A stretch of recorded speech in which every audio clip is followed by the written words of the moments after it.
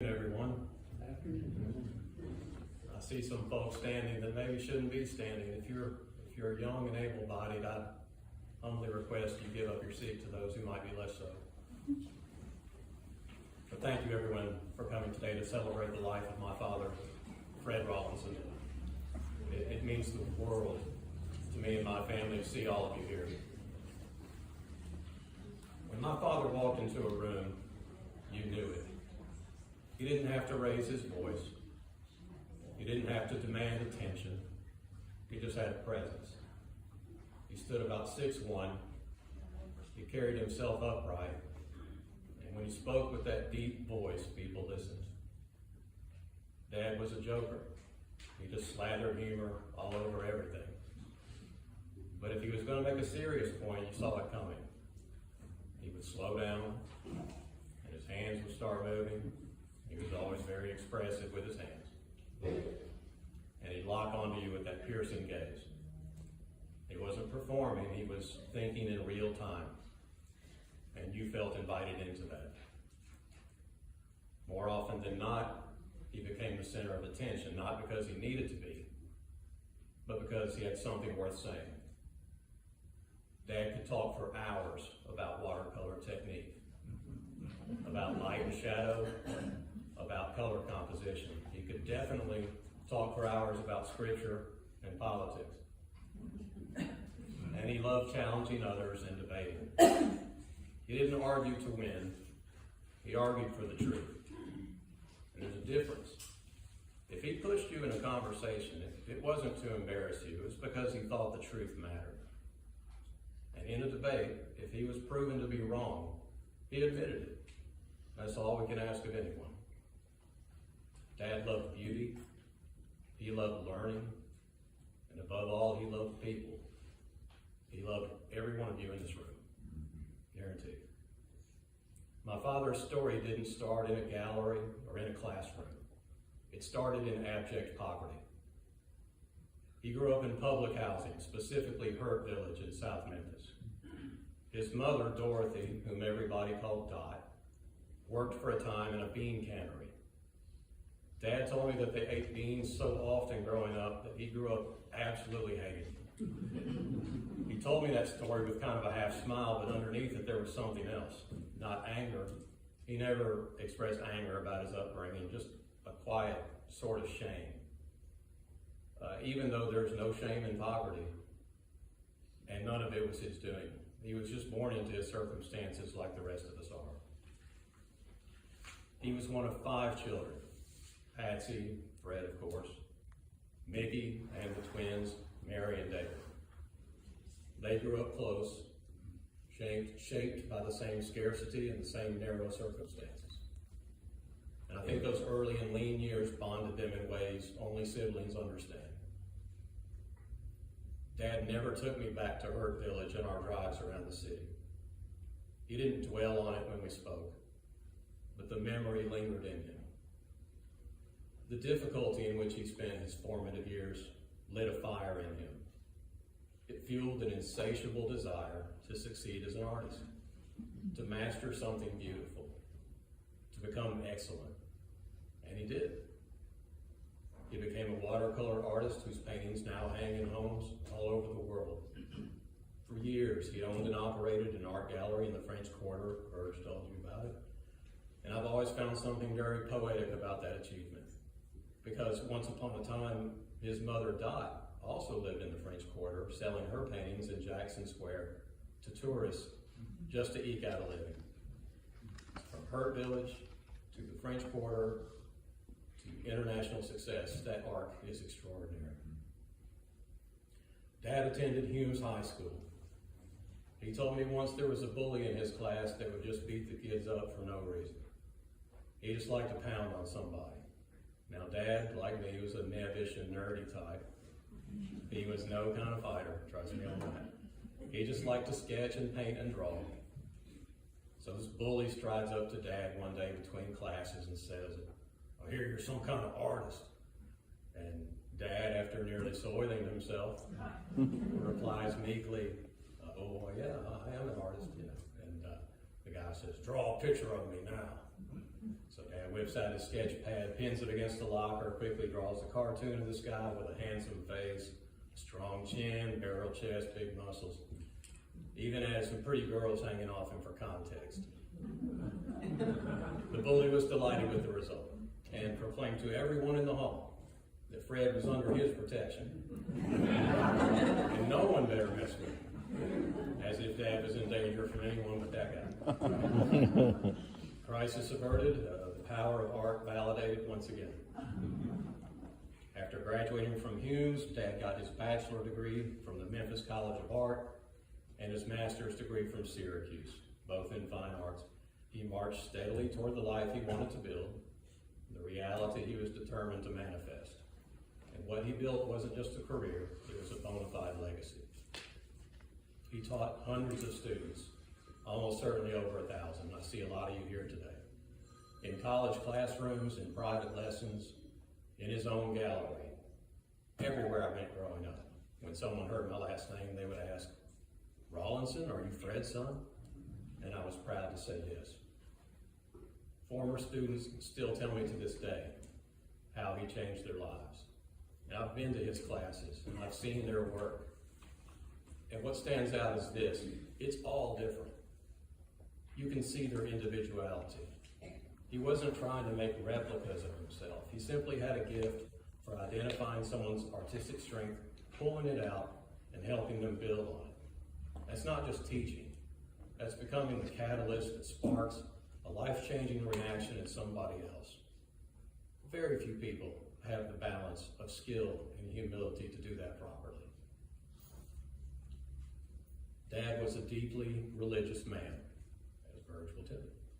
He was gentle in his faith, rock steady. He prayed with us before every meal. And he didn't pray for memory, although it sounded at times as if he was.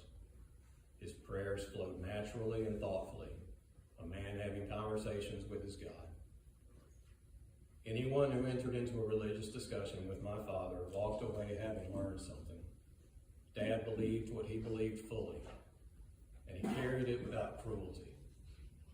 He once told me, love and knowledge are the two things you can give away and not lose.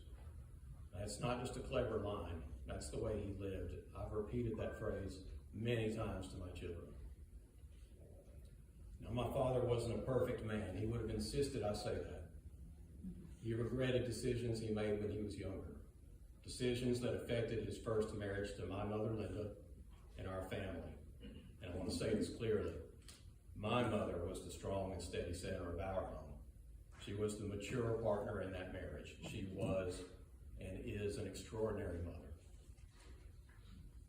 My father knew he had fallen short. He carried that weight.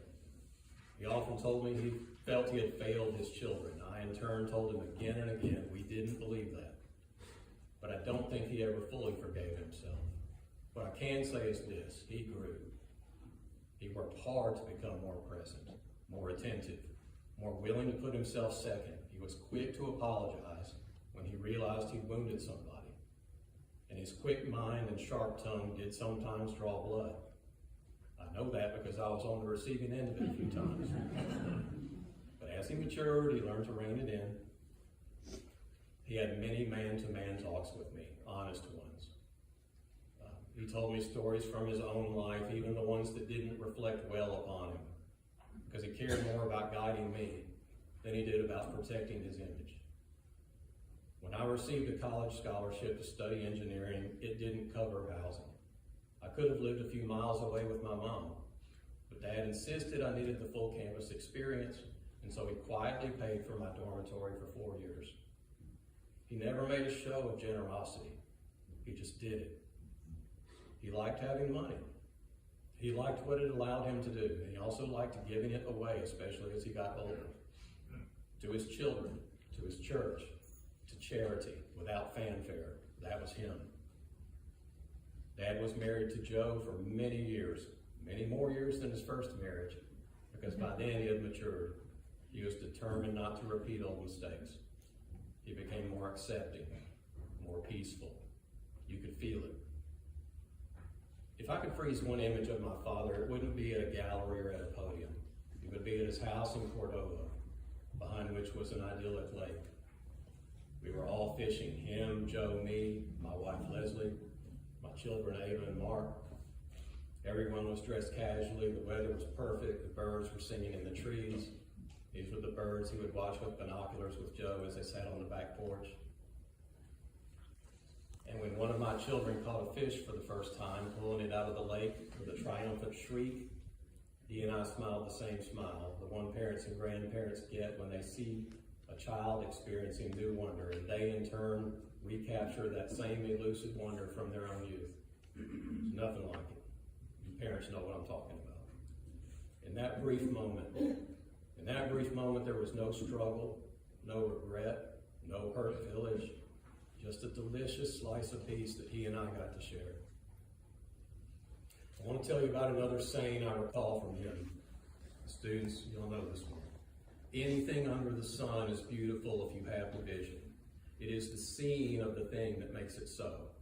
The world is waiting for artists of vision. It is not interested in mere pictures. That's a lot to unpack. And it was real hard for me to wrap my mind around that at first, but I believe this is what he meant. The first part, anything under the sun is beautiful if you have the vision. It is the seeing of the thing that makes it so. He's talking about perception. He's telling us beauty is ubiquitous, it's everywhere, but the perception of it is rare. A cracked sidewalk, a weathered face, a fallen branch, a dilapidated barn. These are all things I've seen on his paintings. Most people walk past these things and don't even see them. He saw them. The act of seeing is creative, and the inherent beauty of everything is revealed by those who can truly see it.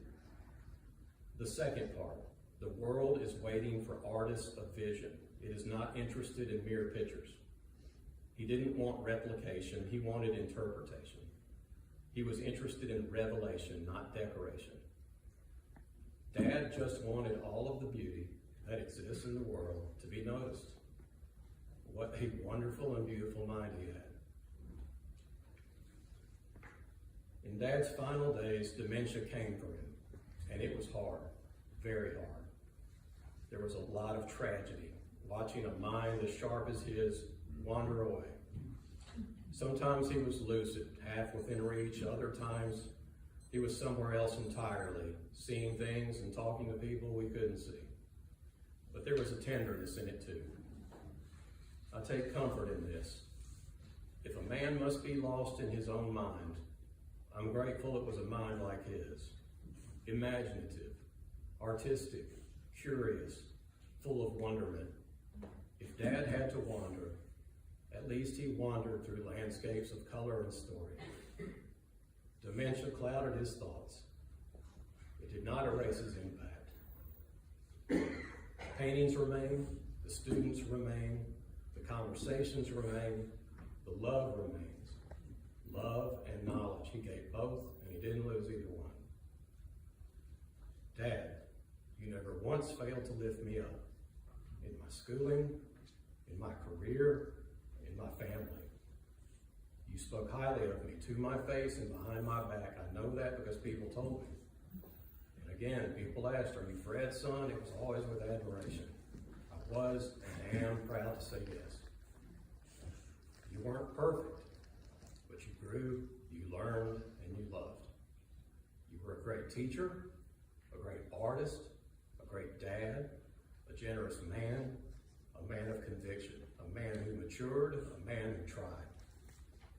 The size of this crowd, the love in this room says more than I ever could. The beauty you created still hangs on walls across the world. The artists you shaped are in turn shaping others. The faith you shared continues in conversations we're going to have later. And your son is proud to carry your name. Love and knowledge. We will keep giving both, and we won't lose either one. Rest easy, Dad. I love you. Amen.